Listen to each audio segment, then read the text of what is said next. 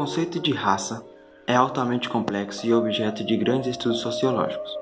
O uso por parte do senso comum dessa forma de categorização perpetua a ideia de que os grupos humanos são divididos de acordo com características biológicas. O termo raça tem uma variedade de definições geralmente utilizadas para descrever um grupo de pessoas que compartilham de certas características morfológicas. No Brasil, de acordo com o IBGE, o censo comum, o censo demográfico do ano 2000, investigou a raça ou cor da população brasileira através da autoclassificação em branco, preto, pardo, amarelo ou indígena. Há muito na literatura a respeito de classificações raciais, no entanto são contraditórias entre si. As teorias sobre as diferentes raças humanas surgiram inicialmente no finalzinho do século XVIII e início do século XIX, tendo como autor principal Joseph Arthur de Gobineau. As teorias raciais surgiram como forma de tentar justificar a ordem social que surgia à medida que países europeus tornavam-se nações imperialistas, submetendo outros territórios e suas populações a seu domínio. O conceito foi amplamente adotado em todo o mundo até o período da Segunda Guerra Mundial, quando o surgimento da ameaça nazista elevou a proporções astronômicas o preconceito e o ódio em relação a grupos humanos específicos. Os trabalhos científicos que abordaram as diferenciações entre grupos humanos mostraram que, apesar das diferenças da cor dos olhos, da pele e cabelos, as diferenças genéticas que existiam entre grupos de características físicas semelhantes eram praticamente as mesmas, quando comparadas com as diferenças genéticas entre grupos de características físicas diferentes. Portanto, em termo biológico, não existe raça em contorno definido, apenas um grande número de variações físicas entre os números humanos. Diante dos fatos, a comunidade científica praticamente abandonou o uso do termo raça. Da mesma forma, muitos autores da sociologia concordam que o conceito de raça é apenas uma noção socialmente construída e perpetuada pelo preconceito ou pelo valor conceitual de que alguns teóricos acreditam existir nos trabalhos que tratam de problemas sociológicos ligados à diferença. A ideia de raça perde cada vez mais força no campo das ciências, quando temos um conjunto de humanos que possui as mesmas características físicas originárias. Entretanto, do ponto de vista biológico, pode-se dizer hoje que não existem raças na espécie humana. A ideia que deverá prevalecer para o futuro é a de etnia.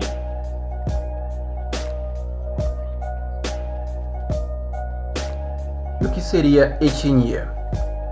Etnia são grupos de pessoas que são definidas por suas origens, seus traços físicos e seus traços culturais.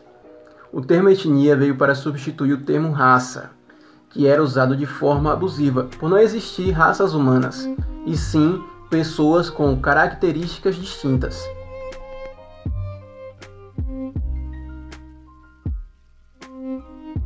Bem, primeiramente precisamos compreender o que é preconceito. Segundo o dicionário de psicologia APA, diz o seguinte, que preconceito é toda atitude negativa em relação a outra pessoa ou grupo, formada em antecipação de alguma experiência com aquela pessoa ou grupo. Os preconceitos incluem um componente afetivo, trata-se de emoções que variam de leve nervosismo a ódio. Um componente também cognitivo, que são suposições e crenças sobre grupos, incluindo estereótipos. E um componente comportamental, comportamentos negativos, incluindo discriminação e violência. Eles tendem a ser resistentes à mudança porque distorcem a percepção de informação do indivíduo prejudicado relativo ao grupo. Preconceito baseado em agrupamento racial é racismo. Pode ser definido também como qualquer atitude ou visão preconcebida, seja favorável ou desfavorável. Então, o que eu extraio do APA é que preconceito racial é racismo e que racismo é um tipo de preconceito que pressupõe que os membros de categorias raciais têm características distintas e que essas diferenças resultam em alguns grupos raciais sendo inferiores a outros. O racismo geralmente inclui reações emocionais negativas a membros do grupo, aceitação de estereótipos negativos e discriminação racial contra indivíduos. Em alguns casos, ele leva à violência. A exemplo disso, temos a execução do afro-americano George Floyd em plena praça pública nos Estados Unidos por um policial branco.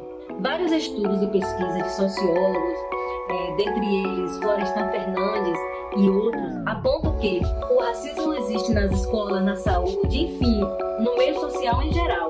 O preconceito racial são modos de ver, concepções, representações sobre determinadas pessoas ou grupos sociais racializados. Tais representações são apresentadas por meio de práticas sociais cotidianas, gerando situações de desvantagens e desigualdades entre os segmentos populacionais envolvidos. Manifestam de forma intencional ou não, seja pela atribuição de rótulos pejorativos ou até mesmo pela negação do acesso aos bens constitucionais, como saúde, educação, justiça, habitação, participação política e outros. Segundo Silvio Luiz de Almeida, negro, importante jurista e intelectual sobre as questões raciais, vai nos dizer que a sociedade brasileira é marcada por um racismo estrutural, ou seja, para ele, o Brasil foi forjado, tendo como base uma estrutura estatal, ideológica, política e econômica a serviço de uma desigualdade racial. Ele explica que é preciso ter mecanismos estatais funcionando, mecanismos ideológicos para reproduzir esse imaginário social sobre o comportamento de pessoas de grupos racializados. É preciso ter mecanismos jurídicos que irão estabelecer o limite do comportamento das pessoas que pertencem a determinados grupos e é preciso também mecanismos e estruturas econômicas. Aqui no Brasil, preconceito racial é crime, passível de prisão. Por fim, é impossível dizer que não existe preconceito racial diante de tamanha desigualdade social e do número elevado de negros no Brasil.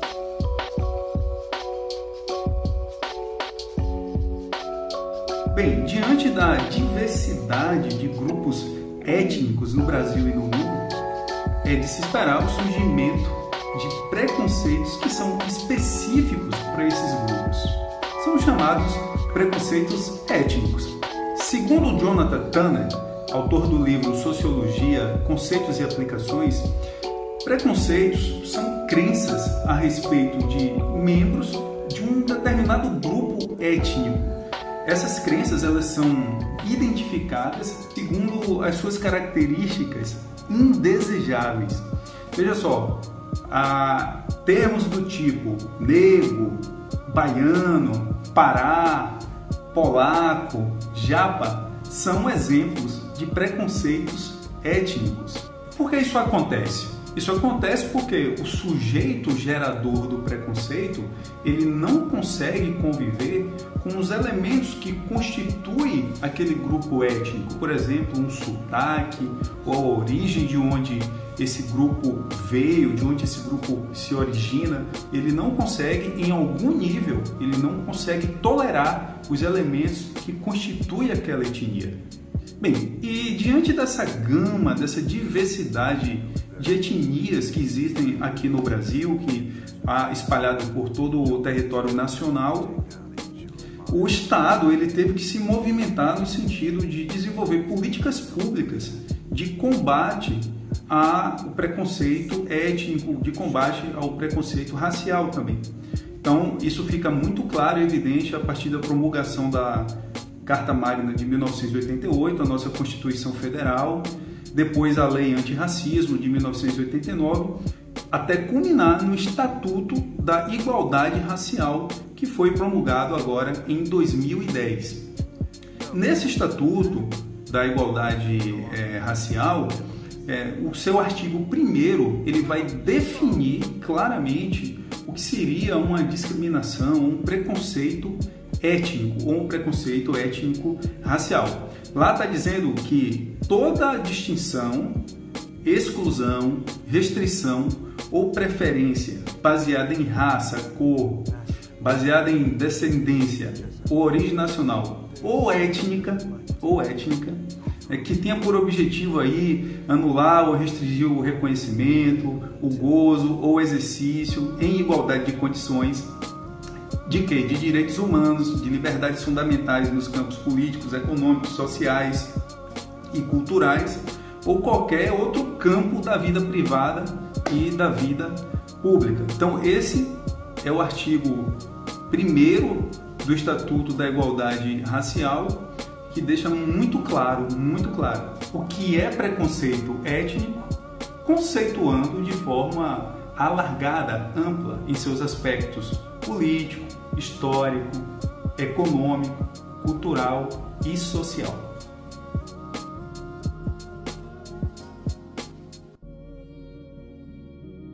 O termo preconceito institucional foi implementado no Brasil em 2005, junto com o programa do Governo Nacional denominado Programa de Combate ao Racismo Institucional no Brasil, que teve diversas parcerias. Embora o Grupo Pantera Negra já tivesse definido em 1967 o termo racismo institucional, em resposta a desigualdades sofridas no ambiente profissional. Este tipo de racismo, ele é manifesto em normas, práticas, comportamentos discriminatórios e sempre colocando as pessoas dos grupos raciais ou étnicos discriminados em situações de desvantagem no acesso a benefícios gerados pelo Estado ou demais instituições. Esta forma de racismo, ela revela-se na diferença de tratamento, distribuição de serviço ou benefícios, e é importante lembrar que é uma responsabilidade da instituição.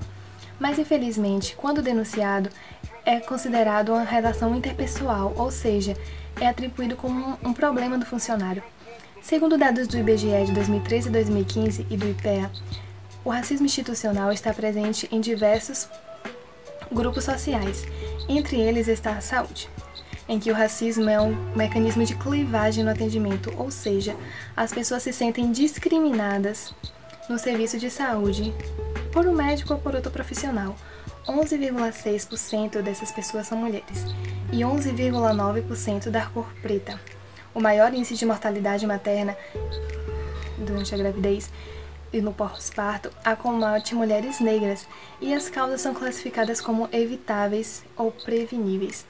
Já na segurança pública, os homicídios por jovens negros, causados na maioria das vezes pelo racismo instaurado nas corporações policiais ou nas políticas públicas, revelam que a cada 100 pessoas que sofrem homicídio no Brasil, 71 são negras.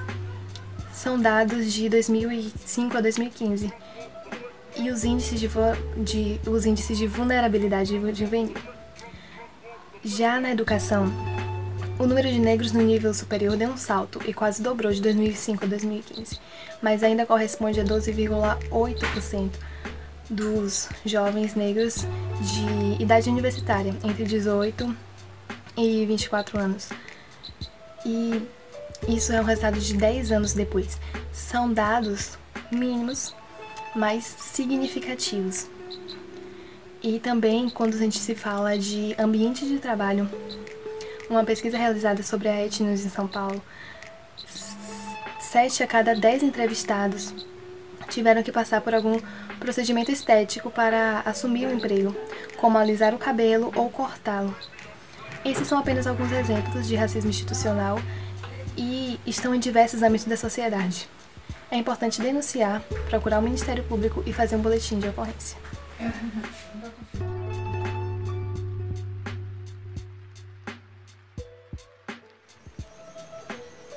O sociólogo brasileiro Horaci Nogueira vai apresentar um estudo comparativo da situação racial brasileira e dos Estados Unidos, em que ele vai dividir os preconceitos de marca e preconceitos de origem.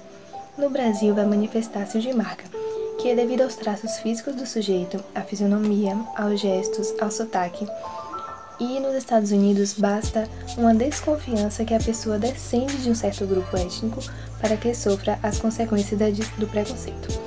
Para isso, ele vai dividir em 12 tópicos, que vão firmar os seus argumentos no seu estudo. Ele vai falar sobre o modo de atuar, a definição de pertencimento, a carga afetiva, o efeito sobre as relações interpessoais, a ideologia, a distinção entre diferentes minorias, a etiqueta, o efeito sobre o grupo discriminado, a reação do grupo discriminado, o efeito sobre divariação proporcional do contingente minoritário, a estrutura social e o tipo de movimento político que inspira. Para resumir, o de marca, o modo de atuar do indivíduo vai determinar desprezo e o fenótipo vai definir esse pertencimento. A amizade e a admiração, elas tendem a furar essa fronteira do preconceito. E a cultura vai prevalecer sobre a raça. As relações interraciais são controladas por membros do grupo discriminador. E a consciência dessa discriminação se dá de forma intermitente, ou seja, quando há um conflito ou uma ocasião que manifesta isso.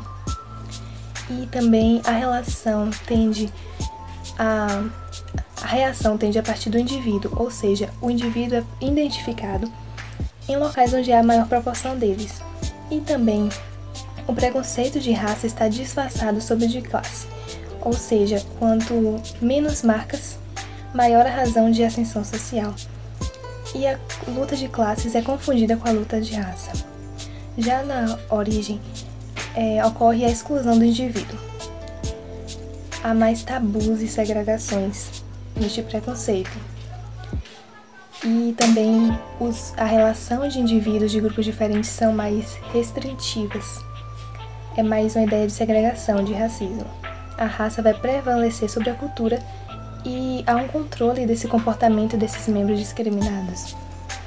A identificação da consciência racial ela é contínua e a reação tende a ser coletiva. Os indivíduos são mais identificados por números, onde se reúnem, onde são segregados. E o grupo discriminado age como uma minoria nacional coesa.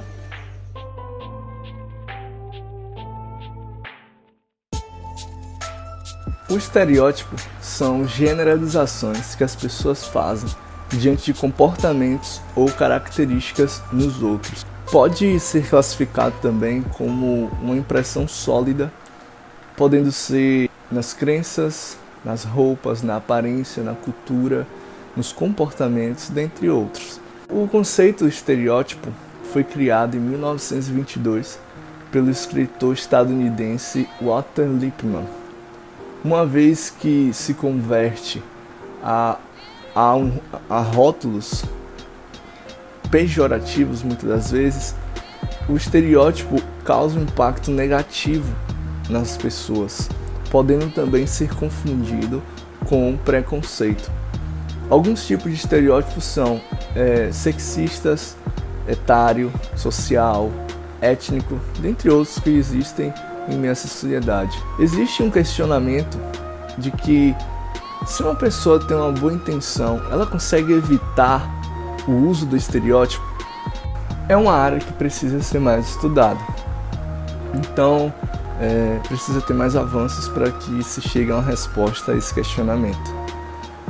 Mas o que nós já sabemos, podemos constatar, é que o estereótipo vem através de um grupo ao qual o indivíduo está inserido e que ele acaba adquirindo os estereótipos que aquele grupo tem. E isso é passado de geração a geração e acaba se perpetuando. Uma das formas para que o estereótipo seja apagado da pessoa é com um relacionamento com o indivíduo. É a forma como a pessoa vai se deparar com a realidade do indivíduo e ver que não era aquilo que ela pensava, aquilo que foi passado para ela como um estereótipo.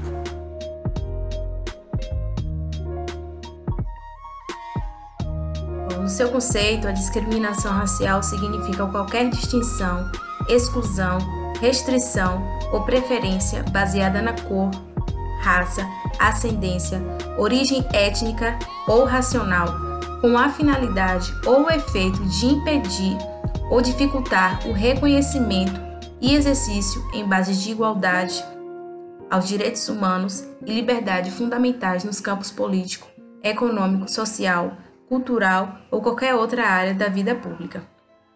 Bom, a Lei do Crime Racial 7.716/89, que foi estabelecida no dia 5 de janeiro de 1989, no seu artigo 1º vai dizer: serão punidos, na forma desta lei, os crimes resultantes de discriminação ou preconceito de raça, cor, etnia ou procedência nacional.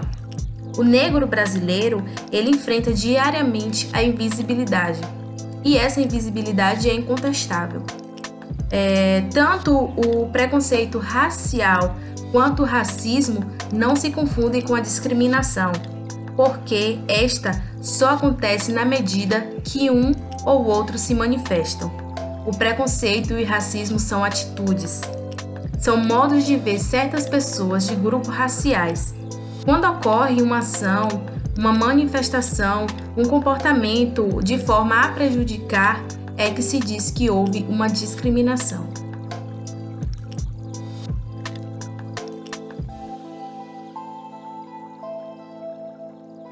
Quando a gente fala de teorias racialistas, a gente vai falar não de uma teoria em si, mas de pressupostos que baseiam algo maior. Esses 3 pressupostos ideológicos, eles estão ligados a uma ideia de dominação. E a primeira é a crença da existência de uma raça biológica, a segunda é a predominância do grupo sobre o sujeito, e a terceira é a hierarquia irreversível de superiores e inferiores.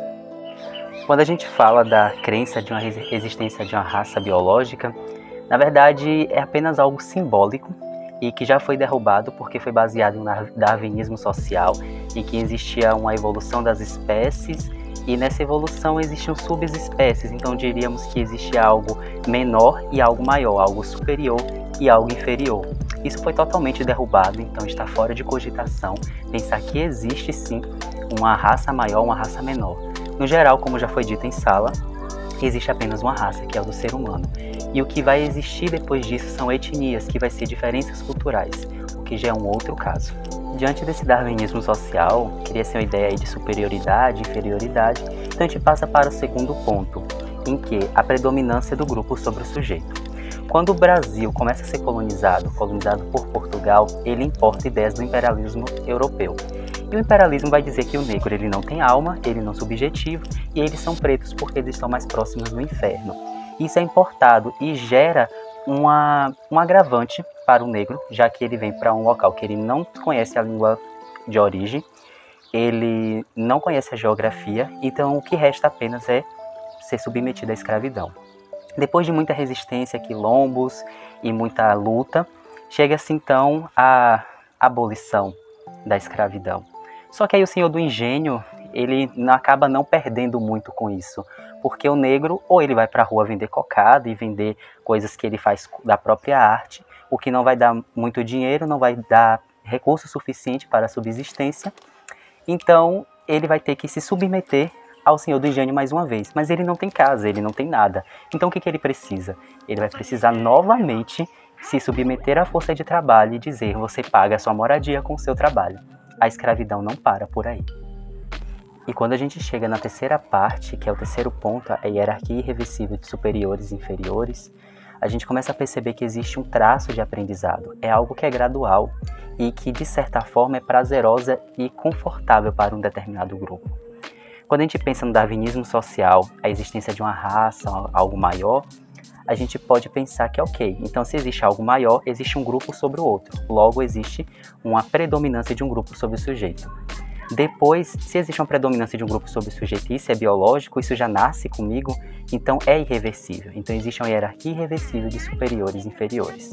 Ou seja, o preto sempre vai ser pobre, lascado, destinado ao inferno, sem alma e sem subjetivação, e o branco ele vai ser o dono da cocada toda. E isso é, no mínimo, preocupante, porque as teorias racialistas, ainda que ela traga essa teoria e que seja algo extremamente sofrível para um grupo, a gente começa a criar discussões sobre a negritude e a branquitude. E aí isso já é um outro ponto.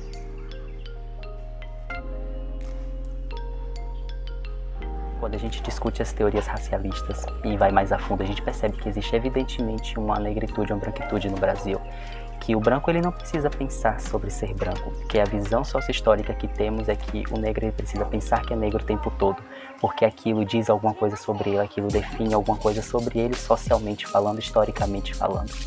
E ter aqueles argumentos de, mas o presidente foi negro, então eles também conseguem a mesma coisa. Não, não é bem assim que funciona. A exceção de uma regra não torna as coisas menos sofríveis, não torna esse todo menos impactante do que se de fato é.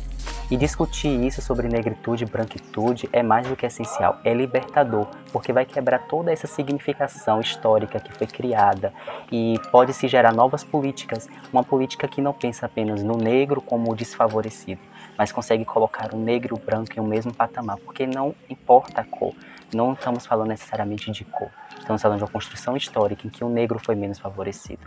E pensar nisso e desconstruir isso vai poder elevar a um outro nível e dizer, ok, agora somos todos humanos, somos todos uma nação, independente de cor, independente de etnia. Isso são apenas traços culturais, relativos e de certa forma subjetivos.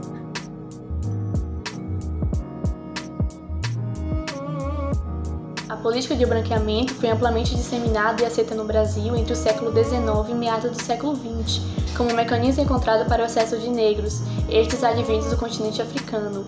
Ademais, essa tese se constituiu num processo de eugenia, onde a elite brasileira estruturou a política de branqueamento, pois acreditavam que a raça negra ela poderia avançar tanto culturalmente quanto geneticamente com a miscigenação entre brancos e negros. Tendo em vista que essa mistura de raças poderia gerar uma prole degenerada. Tais teses defendiam a ideia de que o homem branco ele tinha um padrão melhor de saúde, de maior beleza, de melhor competência na civilização em comparação com as outras raças. Essa tese de branqueamento ela teve argumentos por parte de muitos intelectuais reconhecidos no Brasil, como Oliveira Viana. Muitas medidas que foram adotadas para essa política de branqueamento, principalmente na província de São Paulo, que era onde tinha a melhor economia, foi a entrada de muitos imigrantes europeus. Muitos destes tiveram até suas passagens pagas pelo próprio governo do estado. Outra medida também que foi adotada era porque esses imigrantes eles ocupavam os melhores lugares na economia, como por exemplo no comércio, nas indústrias, na questão do trabalho. E já os negros eles ocupavam mais aqueles lugares de menor prestígio, de menor status, de menor remuneração, como eles trabalhavam como limpadores de rua, carroceiros, dentre outros. E por fim, foi a partir da década de 1930 que essa realidade começou a mudar, que essa política de branqueamento foi deixada de lado e passou a valer a democracia racial. Mas podemos perceber que essa realidade ainda não é démodé e está muito presente nos dias atuais.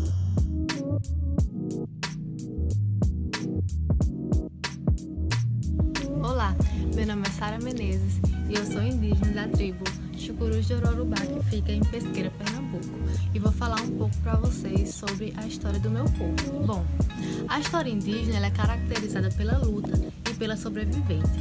Sabemos que desde a época da colonização, o povo indígena foi dizimado tanto pelas epidemias, pela escravidão e também pelas guerras. Em 2010, os psicólogos vêm se preocupando muito sobre a necessidade da atenção psicológica para os índios. Só que existem muitas dificuldades sobre não saberem como as tribos indígenas se comportam, quais são seus costumes e como é o seu dia a dia. Por isso é necessário fazer um estudo para saber como esse povo se comporta para poder darmos o suporte necessário.